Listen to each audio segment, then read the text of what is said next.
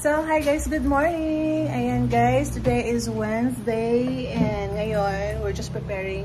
Naghintay lang tayo kay Ate Nat na matapos ang kanyang pag may makeup. Yeah, lipstick lang naman. Ayan guys, and then ngayon, nakadress tayo kasi meron akong pa-coffee date ng aking friend na si Ate Marilyn. So, walang gym for today's video day. So, ayun. Magmi-meet up kami. Ewan ko kung saan kami mag-coffee. Pero I think doon na lang kami sa sa Unit 1A. Yeah, doon na lang kami kasi malapit lang siya, walking distance. And after that, meron pa akong lalakarin. Pupunta ako sa post office. Tapos, may bibilhin ako na filter. Yung para sa tubig guys. Basta. So, yeah, tara na! So guys, ayan, we're heading to the school na guys. 7:03. So far, hindi pa naman kami na late. No, not no? Yeah. So, hindi ako naligo kasi hindi ako nakatulog ng maayos. So, walang ligo si Mama G for today. So, mamaya na lang ako maligo guys. For sure, mainit to mamaya. Kasi yung panahon ngayon guys, iinit siya masyado pag nasa early daytime ba, tapos pag hapon uulan. Ano na siya. Tinamad ako maligo guys, so naghilamos lang tayo. Alang akong medicine. Later na lang. Nakalimutan kong inumin ang aking medicine guys. Wala tayong masyadong ganap. Wow, nagbutang na sila ng asphalt sa kilid. So pantay na siya. Asphalt. So, yes guys, nandito na tayo sa school. Well, nandito pa sila sa car, pero iwawak ko sila doon sa sa school. Kasi yung bag ni Jacob mabigat guys, super bigat. So, kailangan ko siyang tulungan. So, yeah. Look how fat or chubby my face is. No, panay panay hikab guys. Antok talaga, super antok. Talagang matutulog ako pag uwi sa bahay. Aalis na siya, so aatras tayo guys. For sure aalis yan. Kasi dumating yung driver. Uy, 7:22 na. 7:20 na. Okay, sige. Ihatid ko muna sila guys. Wait lang ha, na-car. Guys, nag-coffee me ni ate. Yung partneran ate. Ni ate.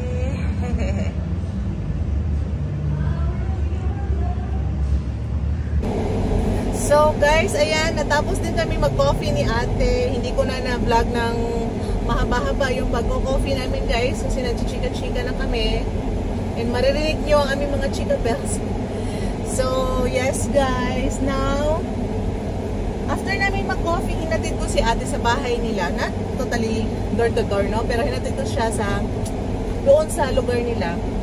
And then, dumiretso ako sa post office kasi meron akong pinadala yung sabi ko nga, papeles ni asawa, ipapadala niya doon sa US. And then, hindi kasi tumatanggap yung LBC ng PO box na address. So, PO box is like post office. So, kaya pumunta na lang ako dito sa post office natin para doon ko na lang ipadala. So, may nabayaran tayo na 1,684. Mahal din pala, no? Pero sabi ko, tinanong ko kung mabilis ba yun, express ba yun? Sabi ni ma'am, express daw yun. Hindi siya makapagsabi kung ilang araw darating or ma-deliver yung package. Pero yeah, at least natapos ko yung yung task na maipadala yung papeles ni Chusawa guys. And then mag-stop by pa sana ako doon sa hardware kung saan mabibili yung filter, yung bala ng filter ng tubig. Kaso talaga parang antok na ako guys kasi nga hindi ako nakatulog ng mabuti last night. As in, totally talaga na hindi ako nakatulog guys. Nakahiga lang ako doon, pikit ang mata, pero hindi talaga ako nakatulog. Kaya uuwi na lang ako, siguro bukas or mamaya na lang ako magkuan guys. Tawag nito, bibili ng filter. Yeah. Super antok. Di ko carry, besh. Mabigat na talaga sa mata. And also, nakalimutan ko mag-take ng medicine. So, kailangan ko pang i-take yung medicine ko. Medicine sa ating pangangati. So, kagabi nga pala guys, di ba may bisita tayo. Sabi ko merong mag-asawa, tapos mga anak kasama nila na pupunta sa bahay. Kaso, yung si kuya lang ang nakapunta kasi kabuwanan na pala ng kanyang asawa kasi buntis yung asawa niya. So, parang not good idea na mag-biyahe-biyahe pa ba guys. And then, malayo yung Ormoc sa Albuera. Kaya si kuya lang. And then, masaya yung asawa ko guys kasi nga, kailangan niya ng ibang tao na makakausap aside from me. And then, yan, nagluto ako kagabi ng dinner is chicken kebab, yun lang. Tapos, doon lang sila sa may seawall. And napakaganda ng guys, ng buwan kagabi. Full moon siya. And then, may mga nangingisda. I don't know if nangingisda sila. Parang nanulo lang sila ba guys ba dyan lang sa sa mababaw na part ng dagat. Tapos kasi nag-video ako, tapos may mga may mga ilaw. May mga ilaw under the water. So sila na talaga. Sabi ng kapatid ko, aba tati, bakit may mga may Navy SEAL daw sa sa may dagat. Tapos super ganda talaga ng buwan. Maganda talaga magtambay sa labas. Siguro, sana kung kung full moon pa din tonight, maybe mag-s'mores kami ng mga bata. Mag-campfire na naman. Kasi gustong-gusto nila yun. So, mag-campfire sa labas. Tapos, mag-s'mores. Tapos, yun na, chika-chika na sila ng asawa ko at saka si kuya, kahit ano-ano na lang. Yun yung para intact pa din daw yung kanyang katinuan. Kasi, pag wala siyang mga ibang kachika, wala siyang ka-socialize na ibang tao, parang naboboard talaga siya guys. Naintindihan ko naman. Kasi siguro kung ako din doon sa US, kung makapunta man ako tapos walang ibang Pilipina or walang ibang lahi na katulad natin na makakausap ko, parang 'di ba? Oo, mababaliw ako, char.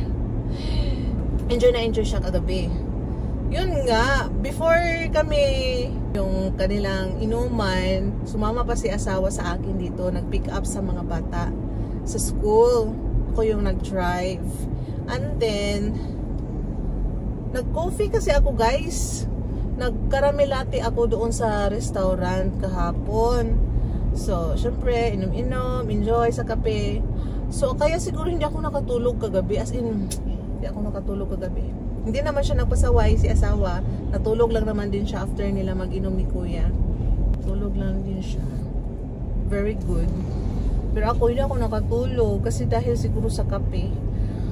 Ay. Kaya ito, tired ang ating mga mata. Iba talaga, oy, pag kulang ka sa tulog, oy, para kang nakalutang sa hangin. Tapos ngayon, nakatutok yung aircon ng sasakyan. Nakakaantok, guys. Kaya, pag-isip-isip ko na mag-vlog na lang para chika ako ng chika, hindi ako makatulog. Konting konting kempot na lang, makakahiga din ako. Doon ako higa sa kwarto ni Jacob. Kasi kung si asawa ngayon tulog pa for sure. Kaso humihilik siya. So madidisturbo ang aking pagtulog kung doon ako higa sa kwarto namin. So bukas na lang ako bibili ng aming filter para sa tubig. Kasi yung tubig namin guys, marumi siya. Marumi ang tubig. Pag nagbabanlaw ako, makikita mo talaga may mga brown na nagsisilabasan. So baka ito, number one reason din ba na nangangati yung asawa ko, pati ako. lalo na si asawa, sensitive yung kanyang skin ng mga afam. Kunting ano lang, wala, nangangati na. Sabi ko sa kanya, dalhin kita sa doon sa dermatologist. Ayaw din naman niya. So okay, tiis ka sa sa kate. In fairness, mainit ngayon. Okay pa yung init niya kasi maaga pa naman, 9:11. Pero maya nako, mga alas 12, super init na yan. Good luck sa init. So guys, nandito na ako sa bahay guys, finally, at ako yung makakatulog na. So yes, kakarating ko lang dito. And yeah, i-end ko na lang dito ang aking vlog guys, kasi i-chat ko din yung aking on-call na tagalaba, kasi marami kong labahin. So yes guys, that's it for today's vlog. I hope you guys will like and subscribe Mama G's channel. Bye!